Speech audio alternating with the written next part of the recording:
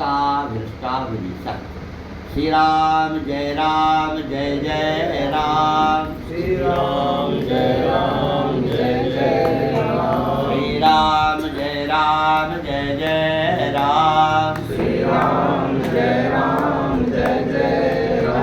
श्री राम जय जय राम। श्री राम जय जय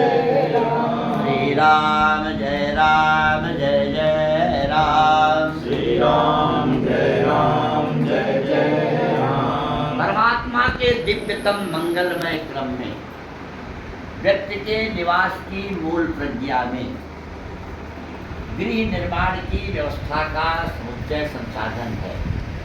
शास्त्रों के आधार पर सानंदम सदनम, ऐसा भवन हो जिसमें आनंद के क्रम में सारे लोग उल्लसित प्रफुल्लित प्रसन्नचित्त रहें। सुदाश सुधिया, छोटा ही हो, बहुत विशालता से मतलब नहीं है, अनावश्यक चलाना। बच्चे जो हो वो बुद्धिमान, कांता प्रिया लापिनी, पत्नी मधुर बोलने वाली हो, वतन से बचाने वाली हो, अभ्युदय कराने वाली हो। गृहिणी गृह विद्या हो, गृहिणी का ही घर है, घर उसी का। इसीलिए हमारे यहाँ शास्त्रों ने कहा देवियों के लिए कि सृष्टि की ब्रह्मा बहुवी, ब्रह्मा की सृष्टि का क्रम अप्रत्यक्ष संपादन में प्रत्यक्ष देवियों के द्वारा होगा। इच्छा पूर्ति धनम, पैसा भी इतना होना चाहिए, साईं इतना दीजिए जामे कुटुंब समाए, मैं भी भूखा न रहूं, साधु भूखा न। इच्छा पूर्ति धनम स्वयोषित रति, गृहस्थ धर्म की घर की सबसे बड़ी विशेषता है कि अपनी पत्नी में ही समग्र प्रीति हो।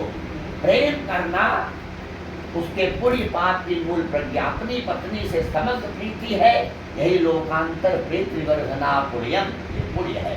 दूसरे की पत्नी से प्रीति हो गई तो वो पाप हो गया। तो पुण्य और पाप के मूल समुच्चय स्वयोषित रतिम, जितना भी सब समर्पण है वो अपने पारिवारिक पृष्ठभूमि में है। और स्वाज्ञापरा सेवका, जो हमारे लोग हों वो सब सेवक हों, आज्ञा मानने वाले हों।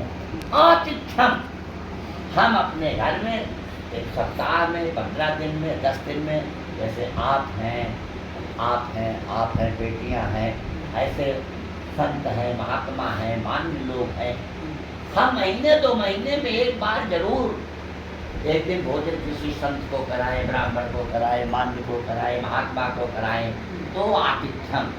शिव पूजनम का तात्पर्य है जो जिसका इष्ट है, किसी की दुर्गा जी है, हनुमान जी है, कृष्ण भगवान है, राम है, जिसका जो इष्ट है वो उसकी पूजा करे।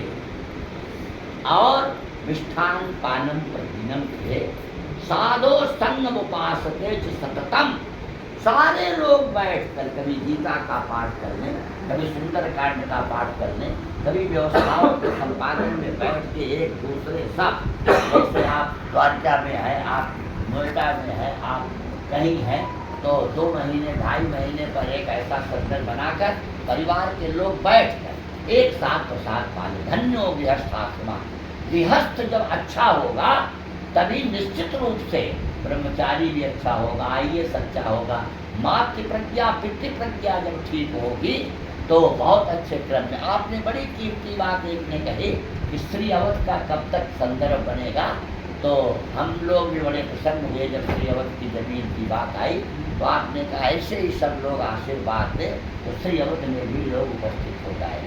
मैं नोएडा में भी उपस्थित हुआ, मैं द्वारका में उपस्थित हुआ, सत्संग हुआ, और श्री अवध में भी।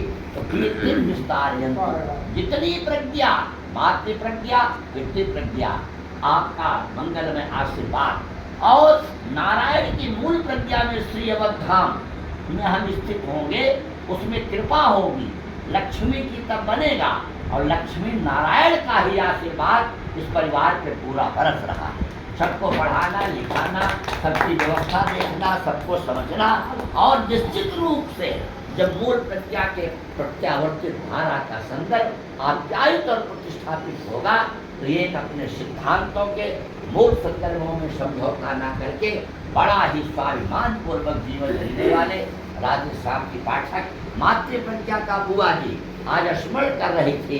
हमने कहा वो सब स्थितियों के संदर्भ में आशीर्वाद के क्रम में तो हमारे शास्त्रकार कहते हैं भूमि अस्माई, और ऐसी ही आपकी माता जी हमने अनेक संदर्भों में देखा भूमि अस्माई, आसमान असबाप रहे और भय हर भाई। और मैंने ऐसे क्रम में देखा जहाँ की प्रीति भाइयों का प्रेम, मतलब कम जगह ऐसा मिलता, मैं नहीं कहता नहीं मिलता, लेकिन जैसा आप लोगों में है और ऐसी स्थितियों में और तो दोनों का दीप्यमान क्रम है। हमको तो कभी कोई काम होता है तुरंत राजकुमार को फोन करते हैं ऐसा कर दो समझो, तो इसलिए और जल्दी मतलब कहने का संदर्भ की बोल पड़ती भय हर भाई मन विमल विचार दा बस में सपूत रहे। आज भी बच्चे आप समझिए देखते रहते हैं, जरा सा भी लक्ष्मी नारायण जी की भी सेवा सबने की, आपको जरा सा माता जी की पूरी सेवा उस काल में की, और जरा सा आपको कुछ हुआ तुरंत आपको मतलब ले जाना। और हमारे यहाँ यज्ञ चल रहा था तो आपके नेत्र का मतलब उसमें प्रत्यारोपण था सारी बात, तो ऐसी स्थिति है। ऐसे बच्चे बस में सपूत रहें और बल में अपूत रहें, इनकी प्रज्ञा भी है, शास्त्र भी है, अर्थ भी है, पारदर्शिता भी है, सुस्ता भी है, और शस्त्र और शास्त्र दोनों के जानकार का। और ऐसी पूनम, ऐसी यहाँ बेटियां ये सामान्य नहीं है। बाप के पगड़िया जो ऊंची राखे सभा में हजारों लोगों के बीच में पूनम का एक गीत प्रस्तुत हो जाए, बरबस लोगों को प्रशंसा करनी पड़ेगी। ऐसा भक्ति रस धारा इनके द्वारा बहती है। तो बाप के पगड़िया जो ऊंची राखे सभा में बेटी यस बेटी दुहु कुल उजियारता, जेकरा के देख देख देवता तरस डाले, जिंदगी जुदा तो नाश अस परिवार का।